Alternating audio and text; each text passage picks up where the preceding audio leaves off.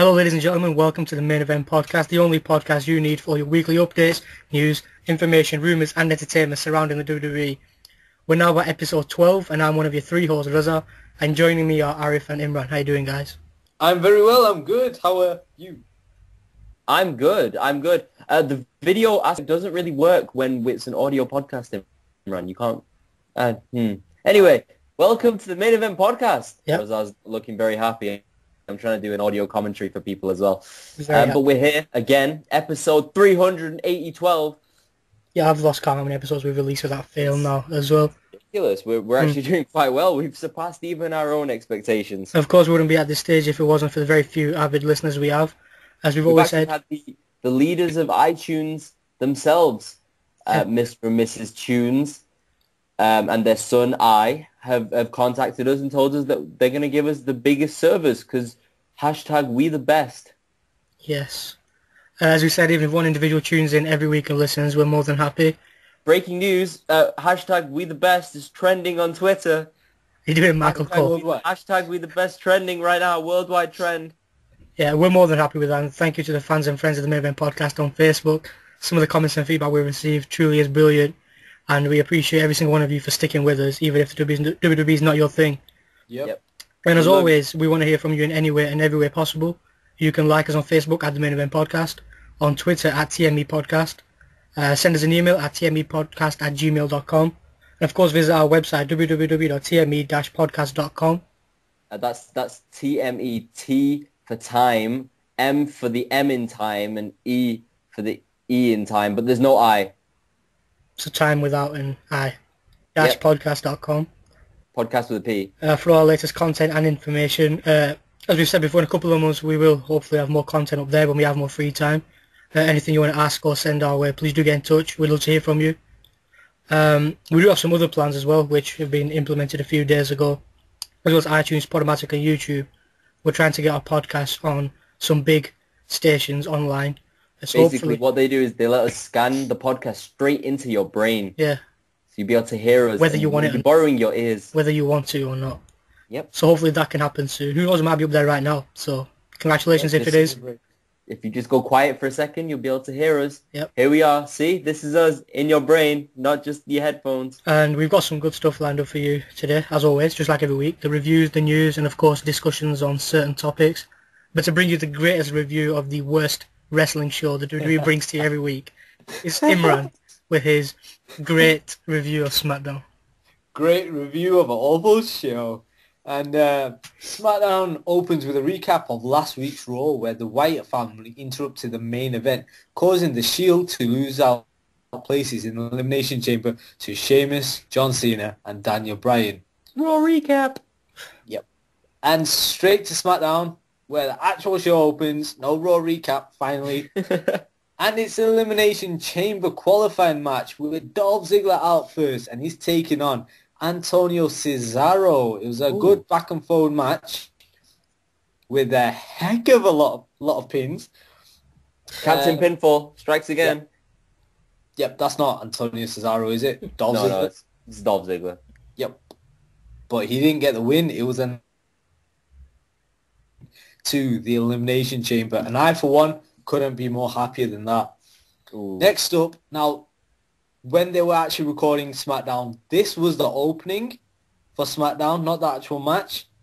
So next up were the Shield, where Dean Ambrose talks about how high the stakes are on Raw, and how the Wyatt family caused them to lose out spots at the Elimination Chamber. And he also says that everybody knows that it would have been one of the members of the Shield walking out as the WWE champion.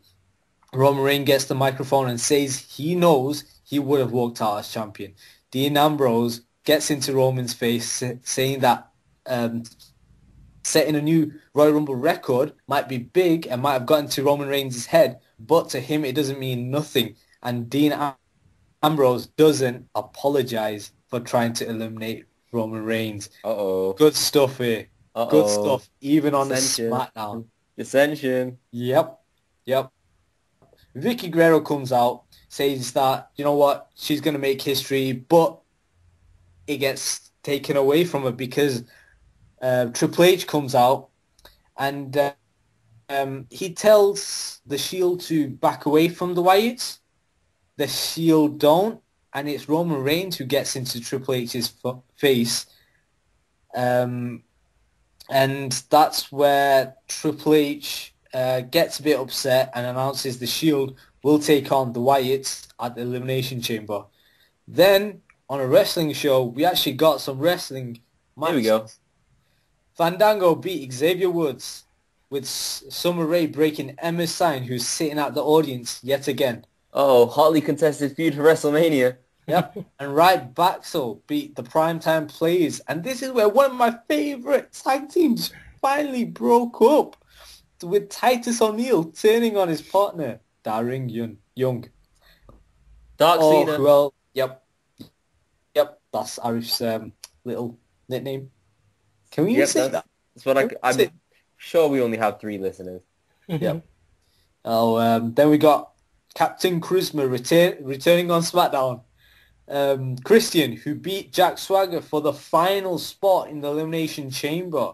He's back in the Elimination Chamber. I'm not too sure about that. I mean, Swagger's won an Elimination Chamber match before. Last year. Why? I don't know. To be honest, it was either Jack Swagger or Cesaro. And Cesaro. I'm glad Cesaro's in this match. Yep. I agree. And then Kofi Kingston beat Rosa's favourite superstar, Damien Sandow. What is this? I'm sure he's on a losing streak. What is this? Then Cody Rhodes beat the Road Dogg, Jesse James, who was just awesome. He's young as always. And then we got a Raw match from last week's Raw. No, it wasn't Daniel Bryan's. It was a Divas match. And I had to sit through that and watch it yet again. Why? But the main event made up for it because the Shield took on Sheamus, Daniel Bryan, and Rey Mysterio. It was a really good match. It was highly energetic, highly... Daniel Bryan, what can we say? He's always great. Immense. But it was Rey Mysterio who went for the 619. But as he bounced off the ropes, he got hit with a huge spear by Roman Reigns. And there were a few cracks there from the Shield, but overall, a good SmackDown. Wow. I've not heard that in a while. Yep, I'm surprised. Good SmackDown? That's not possible. It's not possible. Yeah, it was a good SmackDown. I mean, it still doesn't get anything beyond the 3 stars. I'll give it like 2.5, 3 stars, but it was entertaining. For me, what I liked out of that, especially was not Damien Sandow, was Cesaro qualifying. I think for me that's a big thing to do. And to do on a SmackDown as well. And with Christian's return as well, yeah, he may not be the greatest in-ring performer, but hey, why not put him in the match? Apparently they may not even keep him in the match, which is also fine. So I guess we'll find out more news on that on Raw. Imran said that was 3-star?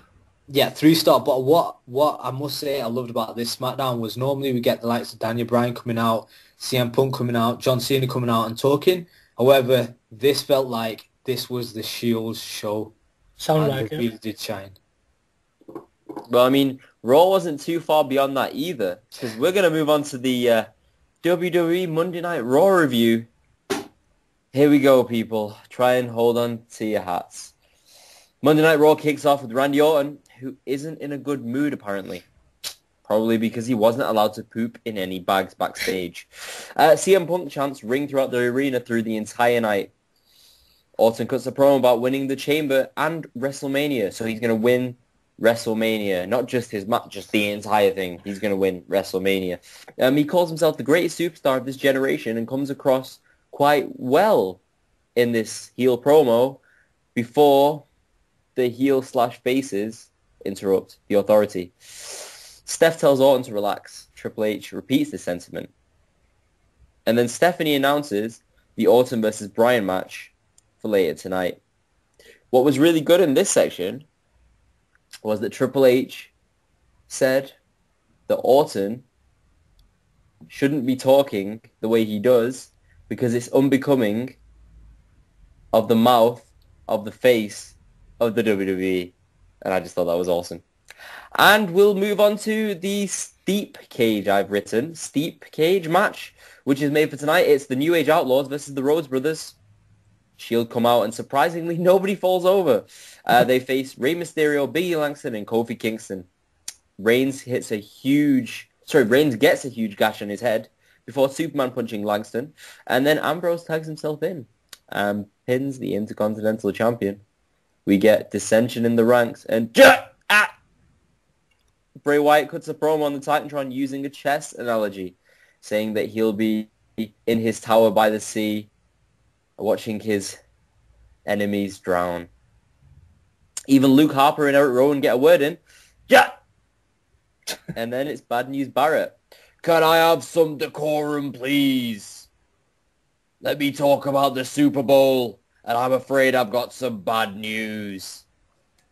Everyone's gonna die prematurely, is basically what he said. He may have not said it in that many words, but he said that everyone's gonna die prematurely. And then the King pops up and says, hopefully Barrett won't be around next week either. I know, it's very much like Mike today, but that's the best we get on WWE.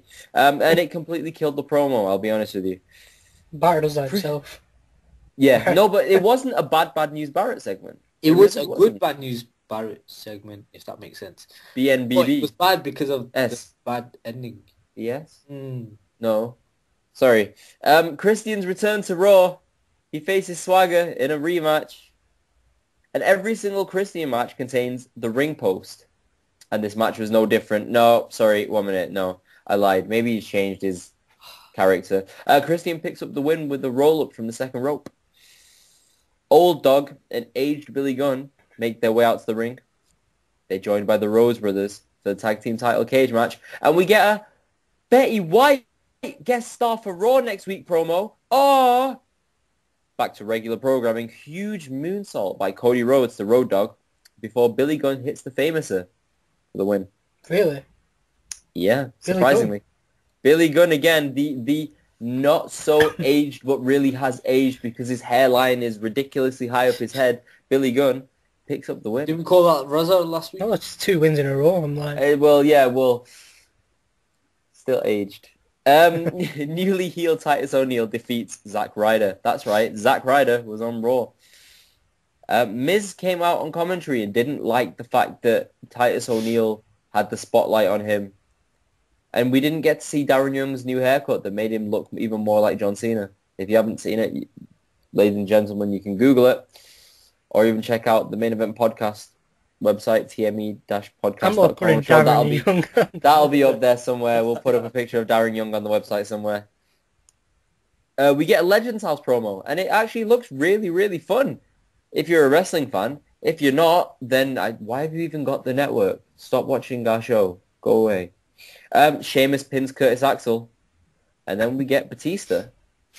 He's interrupted by Del Rio as CM Punk chants ring through the arena once more. And they really have been doing that all night. Batista tells Del Rio that his return has nothing to do with him.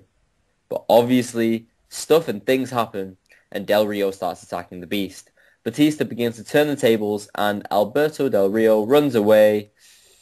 And Batista note to make about the crowd tonight, even though they were chanting for CM Punk all night, which is great, and we love that. They weren't really a smarky crowd, so they were cheering for Batista. They were popping for Rey Mysterio. They weren't excited, to see Roman Reigns, and that kind of upsets me. There was no cheer for Ziggler.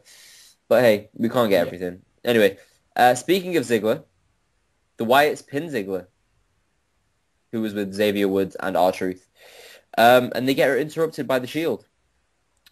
As Dean Ambrose is giving his promo, Roman Reigns starts laughing.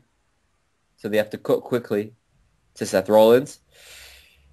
Reigns, Seth Rollins, and Ambrose call Bray delusional, and the promo ends. Which leads on to my favorite part of the night.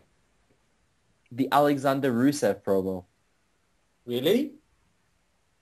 My favorite part of the night. He speaks in Russian, and then his girlfriend speaks in Russian, but English Russian. And then she's like, Rusev, crush. And then everything happens, And Rusev said, the Rusev legacy starts now. And we get a Divas match. Oh, that's legacy starting. That's his name. Yes, Rusev. Yes, Rusev. We can do teamwork. That's what they're like. Also, a note about the Divas match. There was an ugly spot where Naomi got kneed in the head or in the eye. It looked so bad. It looked terrible. It looked disgusting. I can't tell you who won, though, because I skipped through it. And we get to our main event. Who won? Naomi. That's the one. One of the two. AJ Lee was on commentary. That's always a pleasure. Daniel Bryan faces Randy Orton right now. Well, not right now, but right now on Raw, which is the end of the show. Because if it was right now, then I wouldn't be able to give you my insight. Kane interrupts to try and put Bryan off, but the GOAT, greatest of all time, defeats Orton with the move that pinned John Cena, knee to the face. That's what he calls it. Kane chokeslams Bryan to end Raw. And that's it. I mean, it was good, but at the end of Raw, there was a part where Kane and Orton were attacking Bryan, and I really just thought that this is maybe where they bring Punk back, and I know it's premature, and I know this is the perfect sort of scenario for it, but it was just disappointing, and I think that's the problem these days. There's a lot of disappointment for wrestling fans, especially internet wrestling fans. Honestly, I thought Raw opened up really well, but I thought it just finished weak because they got our hopes quite high, but not high. They got us wishing. Bryan won in a non-title match that meant nothing, but he still won and looked strong. They're not doing the same thing they did with Ziggler. Yeah. Or Rey Mysterio even. He's probably the best example of it. Rey Mysterio, where he lost when he was champion, where he lost to Mark Henry and then the Great Khali and then people like that. At least they're not making Bryan look like complete trash, but he is losing a lot of matches. So it's good to see him win today. Yeah. I didn't watch it also, based on your review. Sounds like an average. That's why Reza was so quiet during this segment. you got to say it did sound like though. CM Punk, obviously CM Punk sounded like he was missed. John Cena as well. Apparently he's got an eye injury, so huge lack of main event talent on Raw. Huge lack of it, and yet they still had a Divas match. Yeah, but what I felt was that with even though like we were missing John Cena, CM Punk, like I thought Raw was in good hands in Daniel Bryan as always, but Randy Orton, he stepped up as well. He came across really well. It was good. The only problem I have with it is Daniel Bryan wasn't really featured in enough segments for him to steal the show. I mean, having him now take Punk's place in a sense because he's facing the Authority basically now is what it seems, is a bit of a shame. It's a bit of a lackluster of his talent, but I guess it's probably better than the original plan of him facing Sheamus. So I guess it probably wouldn't be anything's better than that. It wouldn't be fair for me to have a big say on it, but judging by what I heard, it sounded like they didn't do enough to compensate for CM Punk not being there. Agreed. And obviously John Cena not being there is a big loss, but for some reason Cena he's not been there as much as he normally has been in the last few months. I don't know if that's because of his injury or not, or they're trying to ease him out of being in the main event picture the entire time. But if obviously WWE want some success, they need to have more Bryan, which wasn't the case yesterday. Yeah. But then we did get Triple H doing the yes chants at the start of the show. Yeah, and I didn't know what to make out of that. Very, very odd. After everything that Daniel Bryan's been through because of Triple H just switches. I also thought with Dean Ambrose tagging himself in, that was interesting, pinning Langston, maybe teasing a unified championship match. Who knows? Could happen. Yeah. And then Reigns going off and doing his own thing maybe against Triple H. Yeah. Possibly. That just leaves Rollins, which is a sad thing. He's not going to get a feud. He'll face Titus O'Neil on the pre-show. Fair enough. Overall this week in wrestling, it wasn't a great week, but it wasn't bad either. So well, I mean, they've had a lot to deal with, obviously, with Punk walking out. Yeah. They still managed to put on a decent show with probably their best talent leaving them in the dark. And bringing up Rusev is a big thing as well. I think he'll do wonders in Hopefully, WWE. hopefully they don't drop the ball. Honestly, I wasn't a huge fan of him over at NXT, but he's good. So. He does a lot of the Muay Thai stuff, which is pretty cool. Yeah. Very, very Quick cool. for a big guy. Really quick for a big guy. What would you give this Raw? Does it beat SmackDown? It doesn't beat SmackDown, but it's on par with SmackDown. Ooh. It's 3 out of 5 as well. It has to be. Oh, fair enough. Could it be better? SmackDown is 20% Raw recaps anyway. Exactly. So it's practically the same show. Yeah. And with there's one note I should make on SmackDown. That is that SmackDown's more of a wrestling show. It's more based around wrestling matches. Raw is more centered around topics of conversation, basically. Yeah, storylines. Yeah. So. With that, is it time for the news? Oh, let me get my popcorn ready. Highly anticipated. Russell. Yeah, and obviously if you tuned in last week, you probably realised that this week the news is going to be a little bit more mediocre. No, not mediocre, I'd say a little bit more repetitive. Mainly because we had to compensate by taking news of 3 and 4 additional days, which would have made it into this episode, but they made it into the last. So bear with me. I think perfect way to start would be addressing Arif when he said there were a lot of CM Punk chants throughout the entire night, and around 40 people chanting CM Punk's name got ejected from the arena. That wasn't true, was it? No, the people who got kicked out have been tweeting. We've just been kicked out. So apparently, apparently nobody got kicked out. Apparently that was just trolls on Twitter. Who knows? Trolls. Bad move from the WWE if they did it. They've come from under the bridge. Moving on to Daniel Bryan. He recently spoke with the Classical. I just found this a bit interesting. He was talking about his favourite and least favourite finishes. Just highlighted that he thinks the super kick is the best finisher ever. Yeah.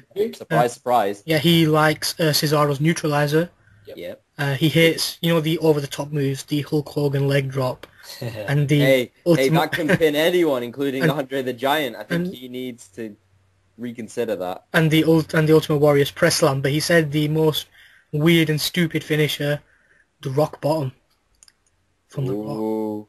I've actually heard that a number of times. But you'd say the people's elbow's a lot worse than the rock bottom. Yeah, the people's elbow. That's just fair enough. Over the last several days, WWE official contacted Madison Square Garden's PR department. They've asked them to remove the scheduled Kane versus CM Punk match set for the March 8th live event. So who will Punk face on the March 8th live event? Punk will probably be sitting at home, while Kane faces most likely Sheamus. Oh. Next, before I even say this, I was debating whether to actually say it. So is this not actually news, or? No, it's been reported online. Okay. So you can take it however you want.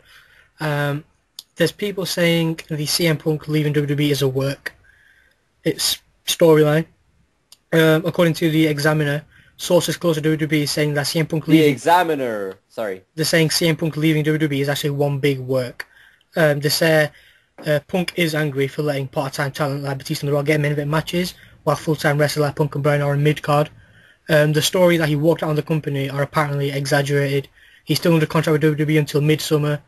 There's no truth that the relationship between both parties has been damaged beyond repair. Punk's not happy with the creative direction, but both WWE and Punk are trying to use that to their advantage. And obviously many within WWE are being kept in the dark to, let's say, drive internal source leaks about Punk leaving. Apparently, we know he is beat up, he's tired. Is he actually going to leave after July, though? Because that's still not great. I don't think people will be happy about that. Who knows? As in, this report, I don't know if it's real or not. He could have already gone.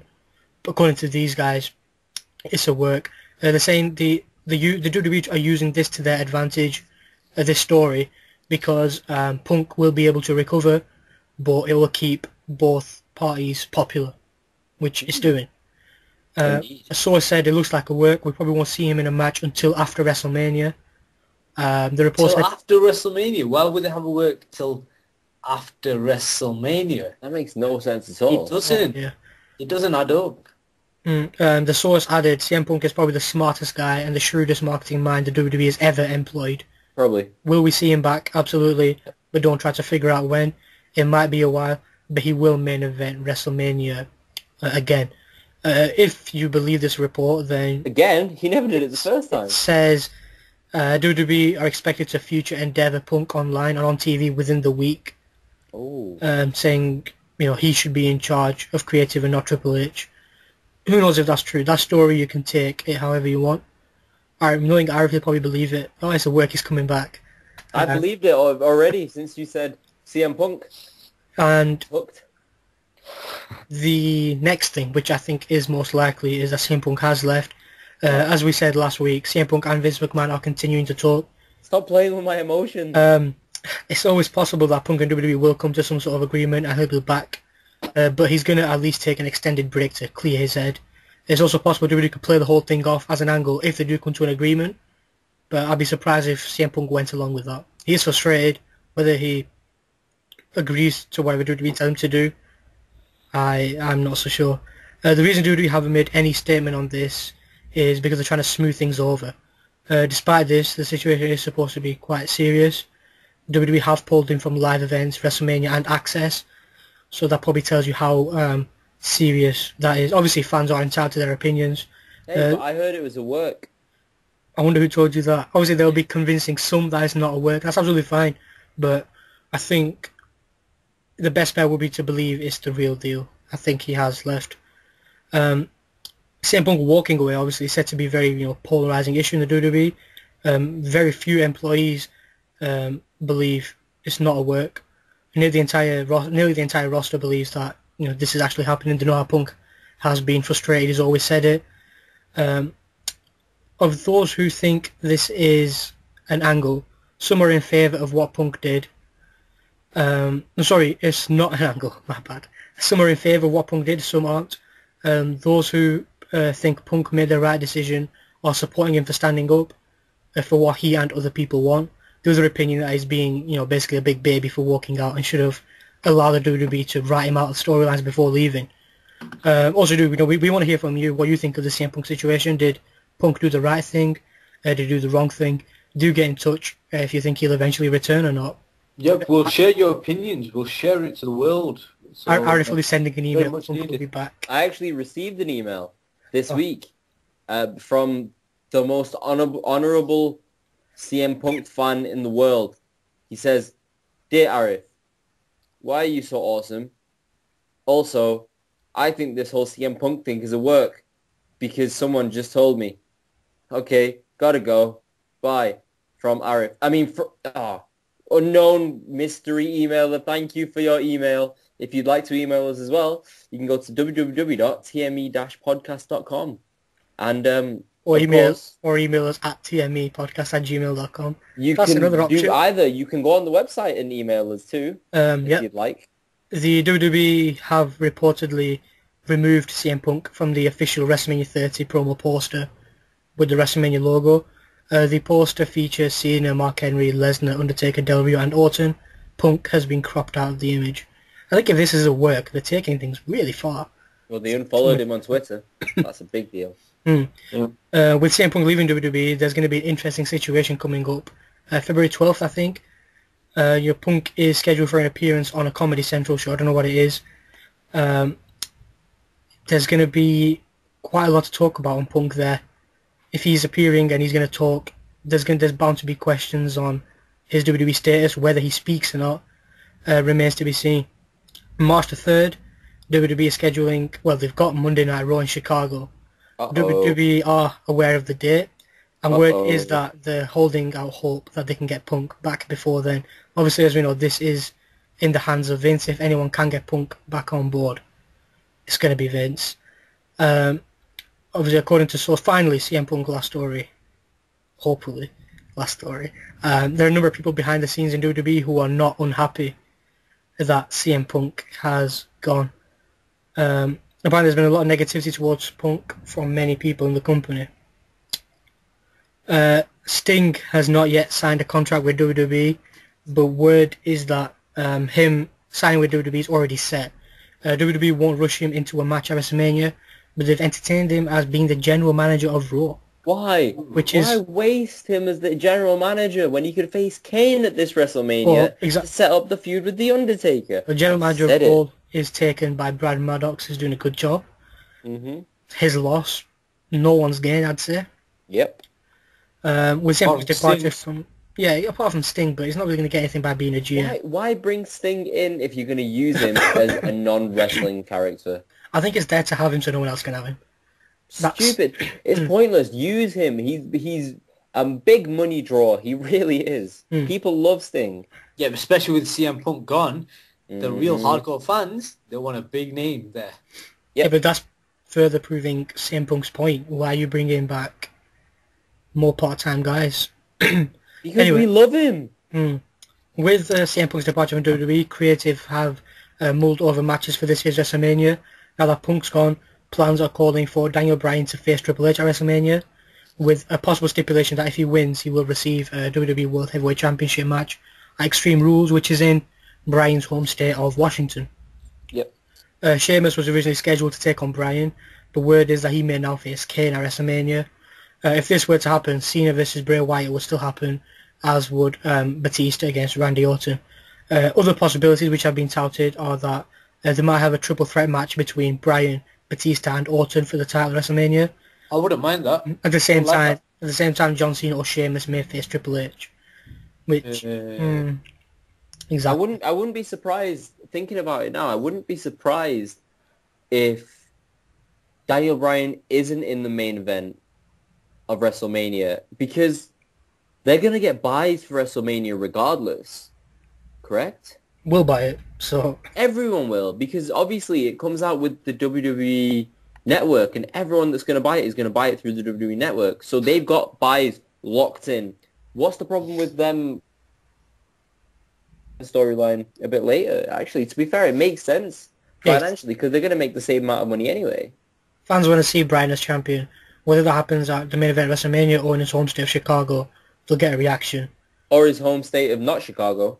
Chicago, did I say? Yes. Washington. You really miss CM Punk. You'd expect someone like Irv to pull out with that. I know, right? WWE officials are said to be very disappointed with the crowd reaction to Batista's return. The company aren't blaming Batista, even though he flipped them off and told them to... What an idiot. They're blaming the Ohio crowd. I don't know.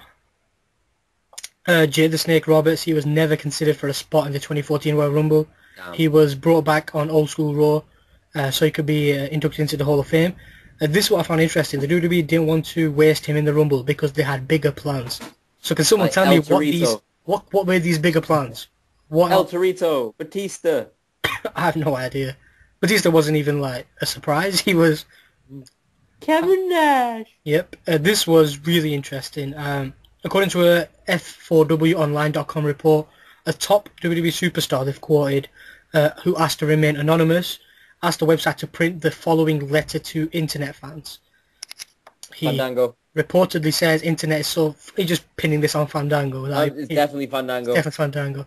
Internet is so funny. You will read the site, so you all should know the plans for WrestleMania. None of those plans have Bryan in a title match, so the internet exploding at the end of the show is beyond laughable. Plus, don't hate on Ray. He didn't book himself as number 30. The way most of you acting, the company should have called an audible and put Brooklyn Brawler as number 30 just to pee you off even more. Over 50,000 WrestleMania tickets sold, and a network that will change your life forever is about to launch. So just relax and enjoy the product the company gives you. By the way, Fandango. Didn't you started off sounding like right back? But he says, by the way, didn't you all just poop on the WWE, the September to November pay-per-views last year and say you were done, but turned around to watch and buy the Royal Rumble? Pittsburgh, you were an awesome crowd, and it was an honor to be in your building last night. That to me sounds like Ziggler. Pittsburgh, it was awesome. That to me sounds like Ziggler. Really? I got a feeling. Then again, would Ziggler want to be anonymous, considering he's not exactly the most popular guy at the minute? I think everybody would be anonymous. Yeah. Maybe it was Batista. Maybe, you never know. I don't think Batista would want to be anonymous. Maybe Batista doesn't even know how to use a computer, let's be honest. Well, we know who it's not. It's Definitely not CM Punk It's not Vince. Or Rey Mysterio. or Triple H. Could be Stephanie. Could be Seth Rollins. Could be. The Big Show returned to the ring at a WWE live event in Orlando. He defeated Kane after not wrestling all week to sell Brock Lesnar's attack on him. Sell. Also at the show, WWE World Heavyweight Champion Orton appeared to have taken a dig at CM Punk during the promo. Orton said, "If at first you don't succeed, quit." Oh gosh. Dana White That's spoke always about nice. Dana White spoke about Dana White, the whatever of the UFC chairperson thing. Spoke. Chairperson of the UFC. White he- Dana. He was talking about the speculated Brock Lesnar return to the UFC after Alistair Overeem called him out, which was weird because Alistair Overeem did not fight very well. White said after the rumours that Brock Lesnar not coming back, Brock Lesnar not fighting. I mean, does he want to come back? We've talked to him about wanting to come back, and he does feel like he wasn't 100% while he was here. He feels like he sold himself a little short on all the stuff I've told you before, but no, he's not. We've no deal with Brock Lesnar. He's not coming back anytime soon. Good. A number of creative meetings about WrestleMania have taken place last week after CM Punk walked out, and obviously within how the crowd reacted to segments involving Orton, Cena, Bryan and Batista. The latest report says that after this week, anything is now possible where WrestleMania is concerned, despite saying Bryan, Sheamus, Orton and Batista were set in stone. Even the rumoured match between Undertaker and Brock Lesnar is up in the air now. The report claims the only real lock for the pay-per-view as of now is Cena versus Wyatt. Why? The story is similar to another previous report by the same FOW Online, which suggests Bryan could now face Triple H or be inserted into the Orton versus Batista match to make a triple threat bout. However, the same report said Wyatt, Cena, Triple H could also be open for new matches, so take that piece of news with a grain of salt. They should just completely overhaul this entire WrestleMania. Yep. Titus O'Neil's heel turn, which took place on SmackDown, which obviously Make it upset move, make- Imran, that was make it apparently planned for a couple of months now. They just decided to pull the trigger on SmackDown. Millions of dollars. No Yeah. more. In the WWE, usually you say the creative write your promos. That's true, isn't it? Yes, usually. Where it is that Bray Wyatt is the one writing every single one of his promos. He does obviously have to submit for approval and any editing, but It works. rumours say he requires little editing, but he's essentially scripting his promos himself, which is good because they all make sense and they don't make sense. Some rumours for the Hall of Fame. At this time, Paul Bearer is considered a lock for induction this year.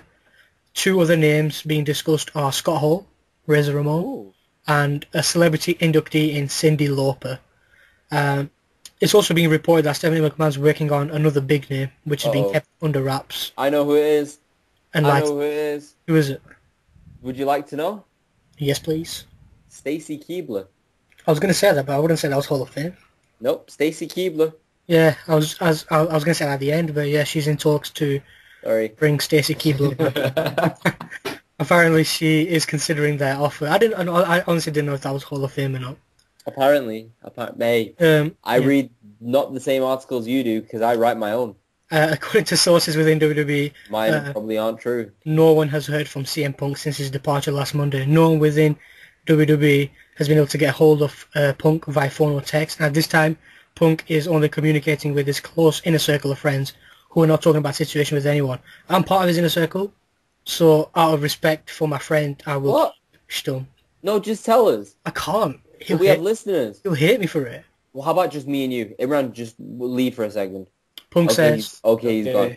Go on, tell me. Punk says I've got he's it. angry and frustrated and he's hurting. So he has quit. But Wow. don't tell anyone. I won't. I promise I won't tell anyone. Imran, you can come back in now. Okay.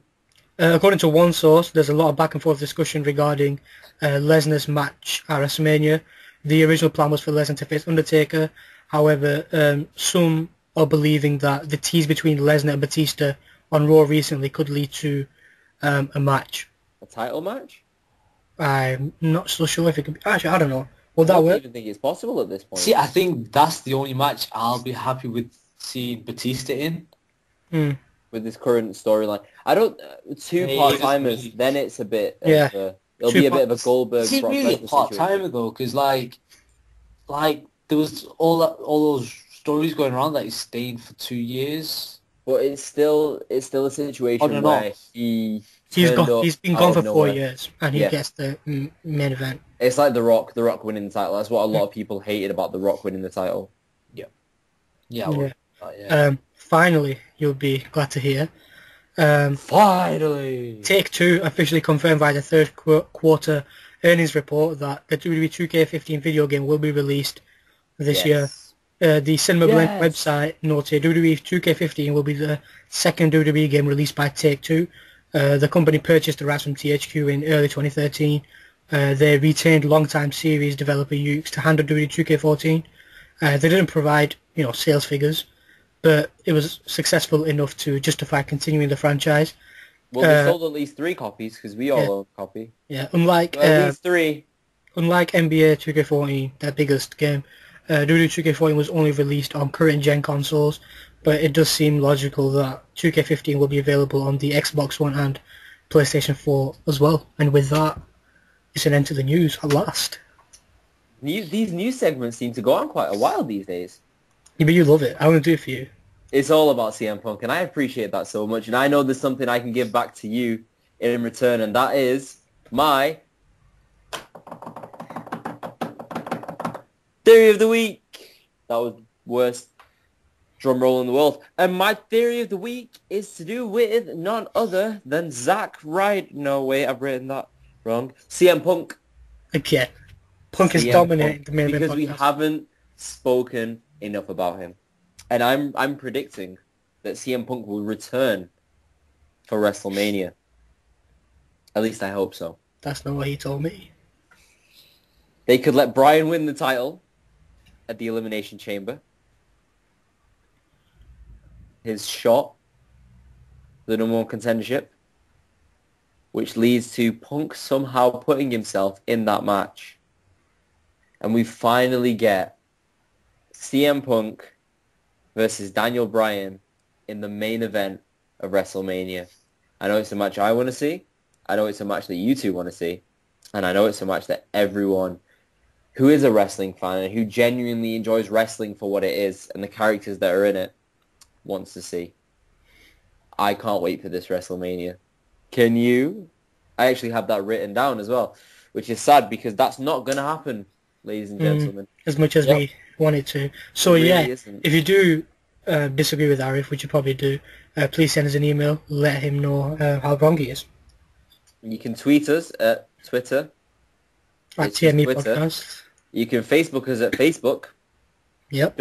Don't get them mixed up though, because Facebook is the main event podcast and Twitter is at TME Podcast. If you get them mixed up, you may have problems. Yeah, the final part of today, hopefully I think it's final. Finally. We're just going to look at an article we picked up online quite a while ago. It's really heavy. 10 reasons February could be the biggest month, Jack Swagger, biggest month in history for the WWE. I was going to read out the 10 headlines. Doff my protest to my people's elbow. What? You said biggest. Biggest. So if it's okay, I would like to read out the 10 reasons February could be the biggest month in history. Biggest month in history. Is that okay? Y'all American Jack Swagger. Is that okay? It's okay.